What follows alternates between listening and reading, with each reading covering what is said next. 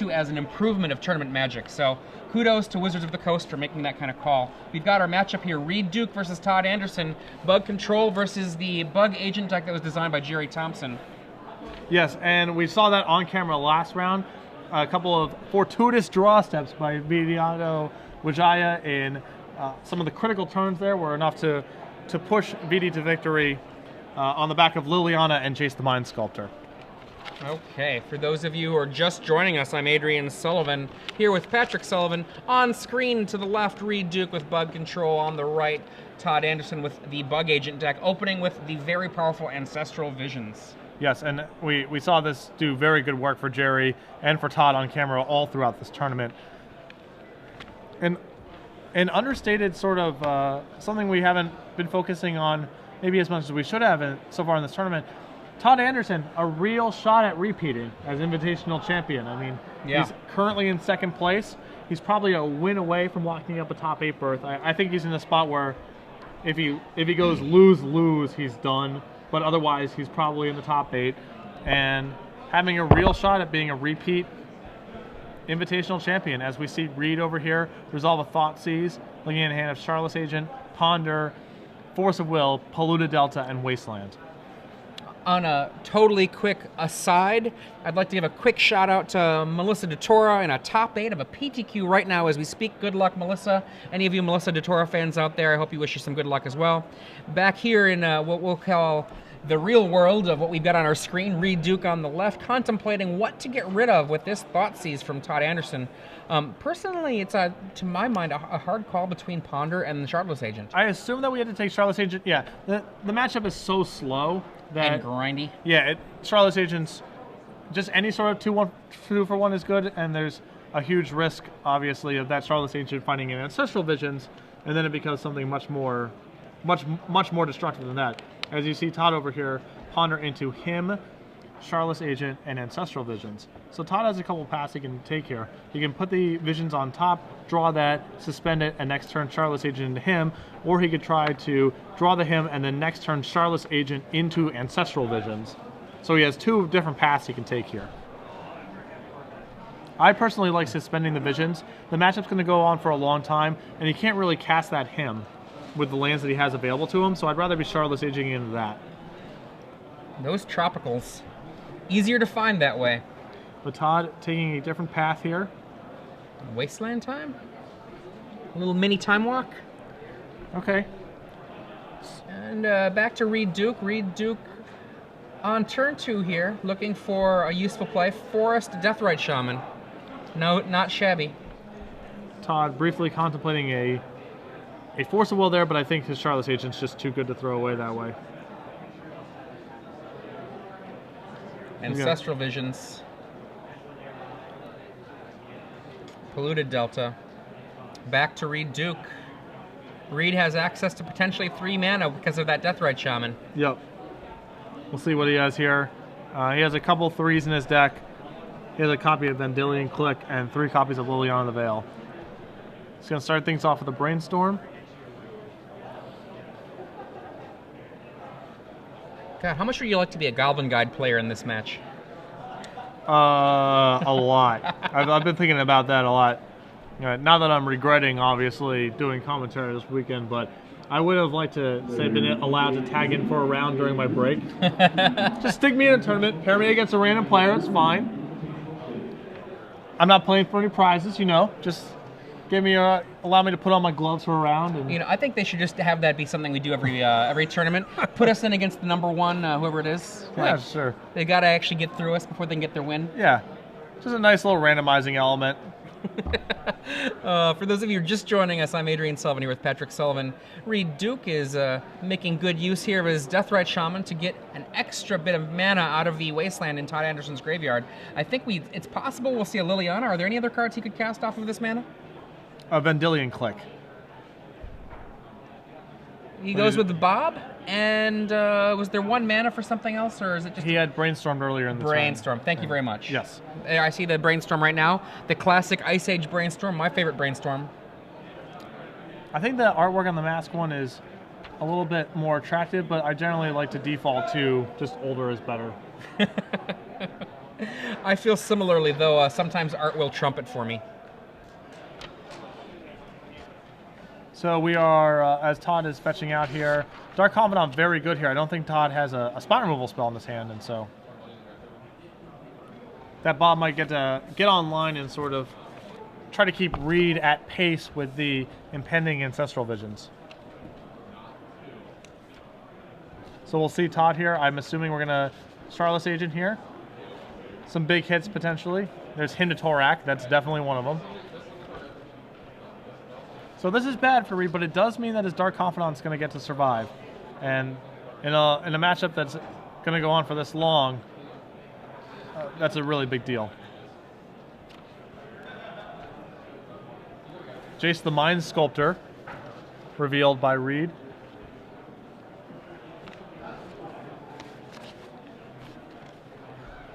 Does he have the land-to-land Jace here? Todd cannot stop it. His hand is 2 lands. No, we are not going to be landing Jace this turn. Jace is one of the knockout punches in Legacy. Pretty much the dropping of a Jace, there's often a 1-turn window, or at best a 2-turn window, where you can respond to it before the game is just locked out. Yes, you have a very tight window, and these control decks are much more about being able to push their own Jace into play than necessarily being able to respond to an opposing Jace. Deathrite Shaman makes 2 mana, and there's a Tarmogoyf.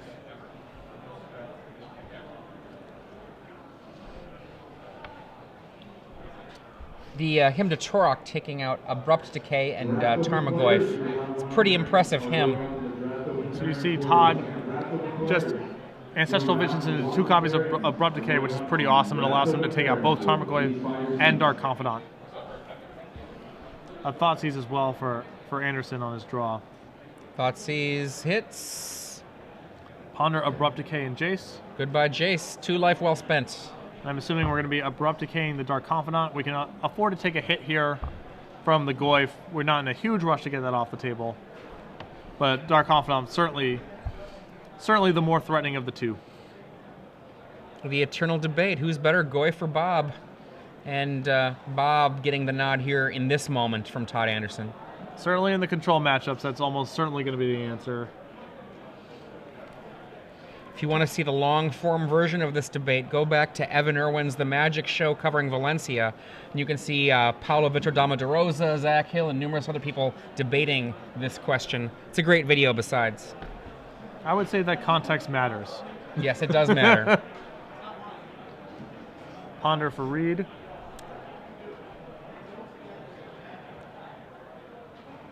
Yeah, context is always king when it comes to Magic cards. Yep.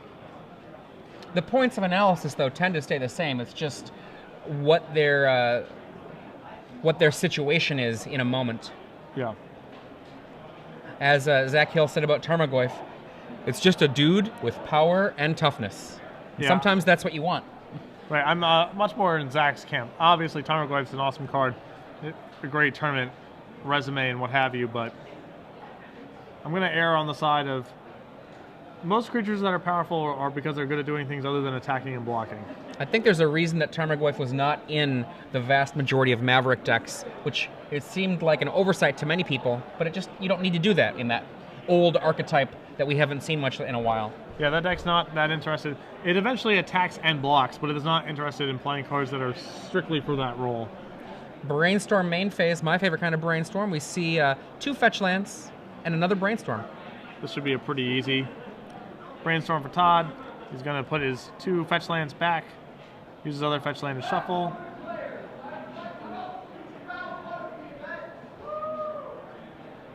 Todd contemplating his next move. Again, his priority is to be in the much more controlling deck in the matchup, as the Ancestrals give him an awesome late game.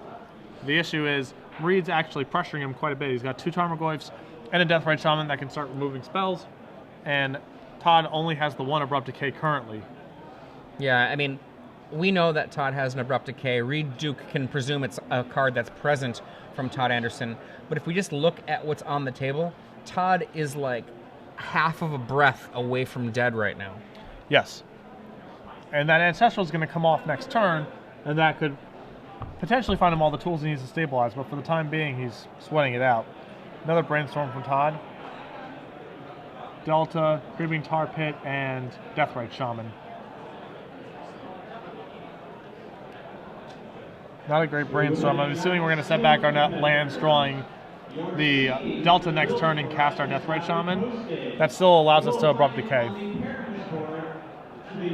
Deathrite Shaman is a really interesting card in these matchups because that ability to have an inexorable life loss that just dodges the attack phase has been relevant again and again in these Legacy matchups. Yeah, and if you watch the Bug Agent deck play, Deathrite Shaman appears to be one of the most important cards in the mirror against it because it's so good on getting ahead on cards, but it still can take incremental points of damage, and then Deathrite Shaman's a huge issue. On top of the mana ramping that it allows. So that Ancestral looming. Will Todd be able to get out of this turn without having to lose too many resources? Bob.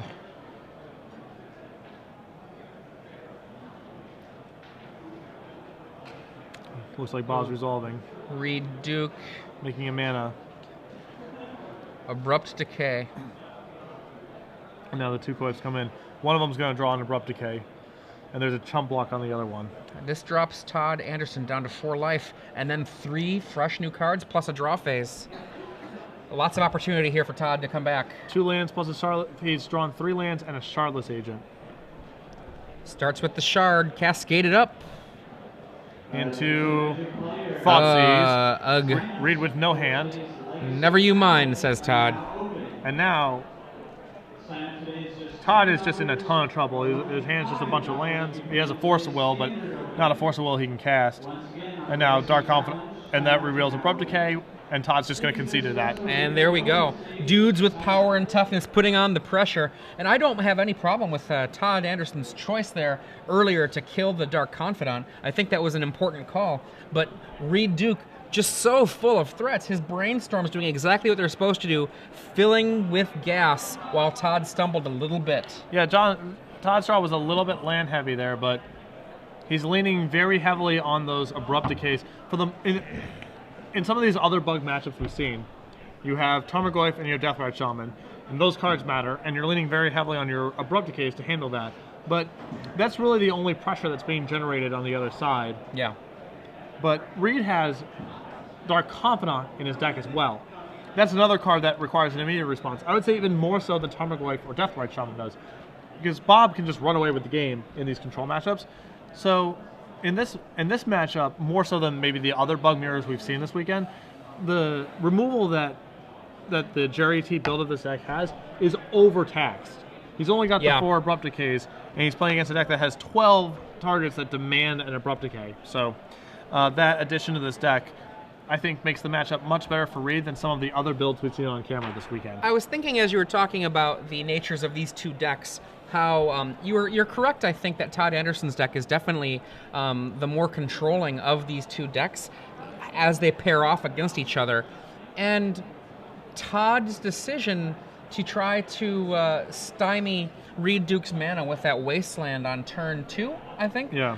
I'm wondering, because I know that an anecdote I've liked to share is how I lost versus Rug Delver because I used the same kind of tactic to stymie their mana, but it wasn't effective because they were more aggressive and they could run on very low mana, and so as a result, all I was doing was hurting myself, even though, Todd essentially put Reid Duke to no permanence. I kind of wonder about that turn, just as a question of which way do you want to go with your play when you're the controlling deck in this kind of situation? Well, I mean, when I saw Todd's punter there on the second turn into Ancestral, Shardless Agent him, I said immediately what my line of play would have been, which would just be draw the Ancestral and suspend it. Next turn, 3rd land, Shardless Agent into him. Then after that, if you want to Wasteland, that's fine. You have your 2 Ancestrals looming. You've attacked his hand. If Reid uses a counter spell on your Hymn to Torak, that's fine. That's one less counter he has to fight over your Ancestrals or your Jaces or what have you. Instead, Todd used the Wasteland, then Reid went back with Deathrite Shaman, essentially undoing some of the Wasteland work. Additionally, Todd then had to basically shuffle away his Hymn that he couldn't cast, instead of being able to run it out there for free off Charlotte's Agent, and you know, that sequence of events might have been a determining factor in the outcome of that game. Magic is a very complex thing. Yeah, and that's not even to say that Todd necessarily made a mistake there. It's just, I would have taken a different line there, and none of this is to say that one of these lines is definitively, in our conversation here, the correct line. It's just how many lines there are and the different ways that those paths take you. I mean, It's pretty impressive. So it sounds like Todd is saying to Reid, you can go first. I'm not positive. He pointed at Reid. I'm not sure if he's allowing Reid to play. We will see momentarily. No. Yeah, and that makes sense. You know, in a control matchup, actually, sometimes I do feel it's correct to draw, and people are sort of reflexively always say play. And there's some matchups where that's actually incorrect, but in a Wasteland Jace matchup, it seems like getting out in front is really important. Well, I mean, getting out in front, getting the opportunity of him to Turok hitting before Daze can hit it, getting out of a Spell Pierce, getting the, turn 1, Ancestral Vision versus Deathrite Shaman. Todd with a bunch of Brainstorms and Tarmogoyfs in his hand. Again, a very land-heavy draw. You signed up for $10 draft number 8. A land, I assume an Underground Sea we're going to go get here. $10 draft number 8. And a Tarmogoyf. If you're just joining us, you're watching Game 2 of Round 15 in this Legacy event. Todd Anderson trying to come back to make it even 1-1 versus Reid Duke. Both playing Bug. Reid Duke playing, I think, something that's closer to what we consider a standard-ish Bug deck, running Hymns but not running Force of Wills in the current moment. And Todd Anderson running a Shardless Agent Bug deck that was designed by Jerry Thompson. Both of these players very near the top of our standings for the weekend. Todd Anderson, the number 2 player in the Swiss right now. Reid Duke just below him, the number 6 player. Todd is paired down to Reid Duke, and you can expect to see a lot of pair downs right now as we are over-determining these top 8s. 16 rounds, 207 players.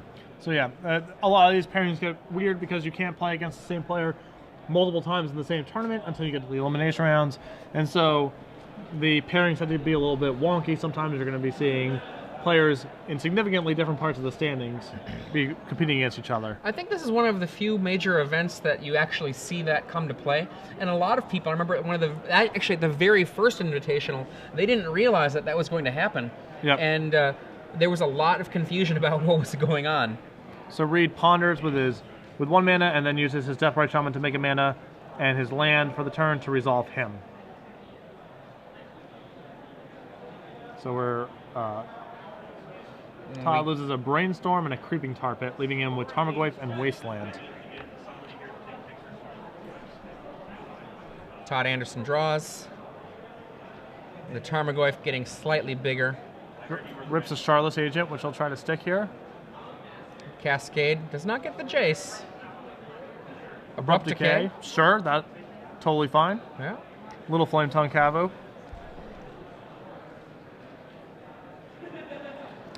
4/5 Tarmogoyf comes on in.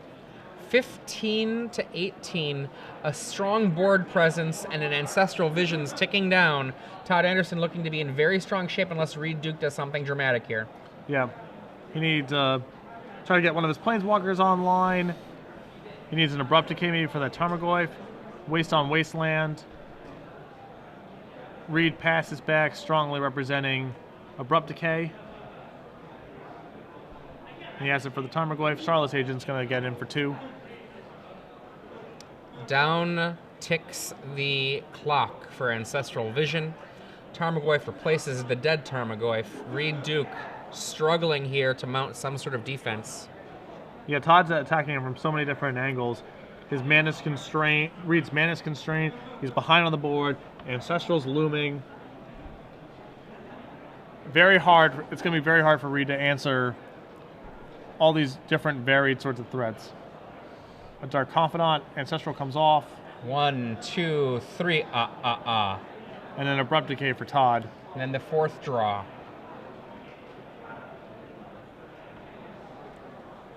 So now we have an Abrupt Decay to handle that Dark Confidant as well.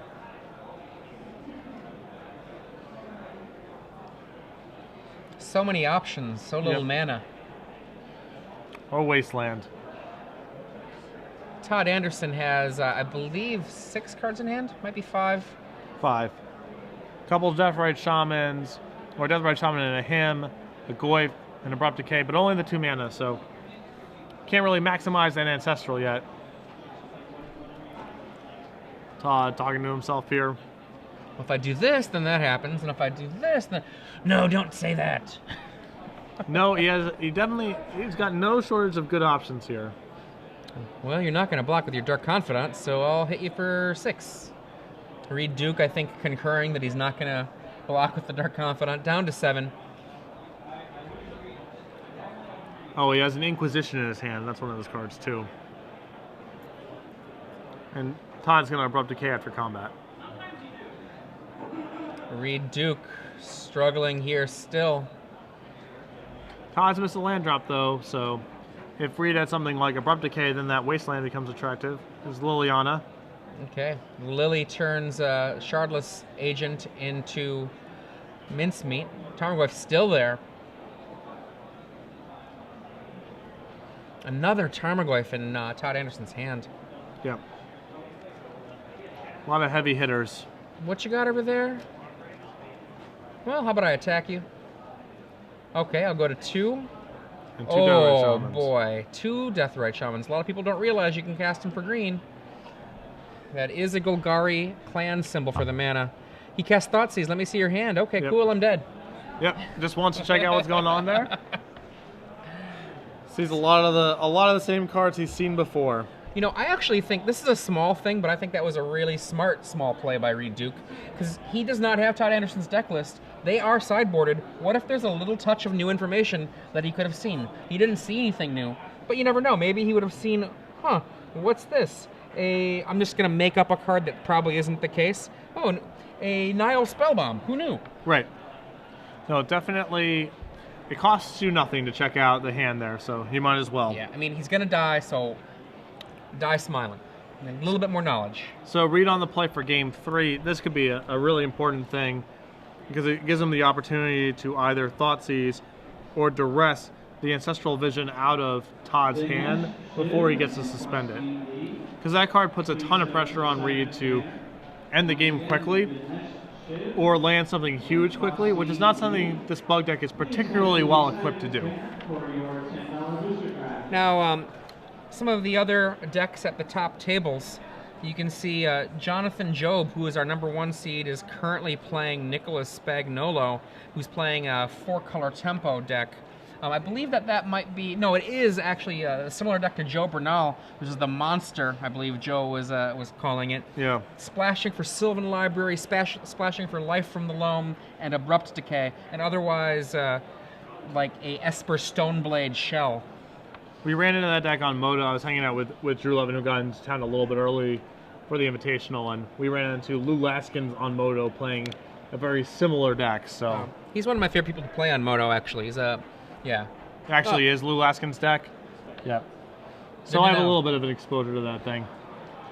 I don't know how he fit in so many basic lands. There's a 4-color deck with like 3 different basic lands in it. Brainstorm and Prayer? I guess. I mean, the dual lands do a lot of work, obviously, but I was surprised. The match we played was very drawn out. Drew was playing Esper Blade at the time, and the game went on long enough that we saw 3 different basic lands on a Lou's deck. It's just incredible because it's 4 colors. Table 2, Leon Kornacki with Elves versus Brian Page with Show and Tell. Sneak and Show if you prefer, because I believe he's got both sides. And here we have got Table 3, moved over to the feature area, Reid Duke and Todd Anderson. Todd trying to defend his Invitational crown from Atlanta. Probably needs to just avoid losing 2 consecutive rounds here. Reid Duke, perhaps today's Brad Nelson, came to our awareness, I think, largely as a Magic Online grinder, and has since become someone that everyone in Tournament Magic knows who he is. Yeah, his combination of success in real life and online at this point. The, critical acclaim or whatever you want to call it of his writing. Yeah. He's definitely made a name for himself over multiple formats and multiple different venues. So. And if you were watching the interchange between Reid and Todd there, you can really tell Reid just kind of gives off that he's a really nice guy, and that would be the truth. If you thought that, you're right. Yeah, but it's all business at the table. I mean, Reid's he's not a rules lawyer or anything like that, but when it's game time, I mean, you can tell there's a change. Okay, so my correction, Nicholas Spagnolo is running Louis Laskin's 4-color deck. The deck that I was thinking it was similar to is Joe Bernal's 4-color monster. This is a different deck entirely.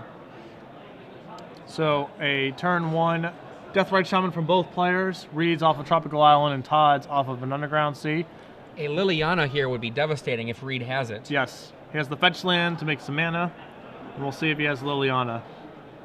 You have to imagine this is 1 mana, 2, 3, and there's boom! Liliana. An awesome start for Reid this game. Elbow drop. He's going to be able to probably use that. I mean, there's a Goyf. Todd really needs that to prevent this Liliana from taking the game over. Lily is, Tarmogoyf, currently a Squire, only a 1/2. That's easily fixed as well. Yep. But Reid's Deathrite Shaman obviously can do a little bit to control this, but looks like Todd's hand has a Jit in it. We haven't seen, he has this list has 1 in the main and 1 in the sideboard, I believe. I've not seen this in his hand in the earlier 2 games, but Reid Duke contemplating his 3rd turn here. A Liliana activation +1. Both players are going to have to discard. Vendilion Click and Hymn to Turok are put to the yard by Reid and Todd. The Liliana for Reid has a weird tension in play, against the Tarmogoyf, making it grow, but we'll see if Reid has perhaps an answer. And that Goyf actually is a 3/4 as there's a, no, I'm sorry, 2/3. Thoughtseize. Here's the Decay. Yeah, and this is just really bad for Todd now as Liliana has another Edict available. One of the cards I keep thinking about this entire weekend is Divert. Yes. Just imagining again and again what would happen if I Divert hit right there. Yeah, I mean, we saw it earlier. I'm not sure if I was covering with you that round, but we did Divert. There was a Divert on camera in a bug mirror. Divert, for those of you who don't know, blue, instant. Change the target of target spell with a single target unless that spell's controller pays 2. It got an Inquisition. Nice. Yeah, it was insane. That person lost the match, but they certainly won that game. Well, they won my heart. The more important battle. And now we'll see what Reid wants to do here. I assume that he wants to get that Liliana up to a 3rd counter so he could Edict and he wants to presumably +1 Liliana this turn, emptying out his hand first. Maybe chump block the Tarmogoyf, and then use Liliana to Edict next turn and basically run Todd out of gas. Reid also has, we saw from that Thoughtseize from Todd last turn, Reid has a Dark Confidant left in his hand, so he could really take the game over on the back of that Liliana and the Dark Confidant if he sets this up right and Todd doesn't have a particularly good draw step. Reid contemplating. The use of brainstorms in this format is one of the most important choices one can make in Legacy. Oh, and he found an Abrupt Decay too. Lily discards another Lily. Abrupt Decay, the last card in Reid Duke's hand, kills the Tarmogoyf. Todd Anderson, empty-handed, rubs his hands, looking for something. Charlotte's Agent into Ancestral, maybe? I mean, he needs to find Abrupt Decay or Charlotte's Agent into Ancestral. Those are the big draws. 2 mana. There's Drops Bob. There's the Confidant we know about. Oh, boom. He drew Jace. One of the worst draws in the deck in that spot, certainly. Take that, Jace. Deathrite Shaman hangs back to do some work on Todd's graveyard. We'll wait to see what Todd brainstorms into. Dismember, is that? Dismember. Dismember's fine. It gets him out of the Confidant. He's still in trouble, but it at least prevents Reid from completely running away with the game. Take that, Bob. Not horrible for Todd. Liliana, I'm assuming we're going to be shooting for 2 here. Takes out the Dismember. Take 2 life. Reid Duke. Main phase Brainstorm. He's going to be +1ing Liliana this turn ideally anyway, so might as well just fire it off. Maybe he finds a Tarmogoyf for a Bob. That's very good for him as well. Speak of the devil. +1 on the Lily. Both players already empty-handed. Deathrite Shaman comes in for 1. Todd Anderson scoops it on that's up. it. There we go. Reid Duke is now currently a 34-point player. Todd Anderson stays at 33 points. 1 round left after this for these players. So Todd, I believe he's going to have to be in win-in position next round now after this loss. Though I'm not 100% sure, but I believe since we have so many 30-point players at this point, there are going to be that will get to 36. Some percentage of these players will get to 36 points. It means that 34 points isn't enough. So I think Todd's going to have to play and win next round. Yeah. If he wants the top 8.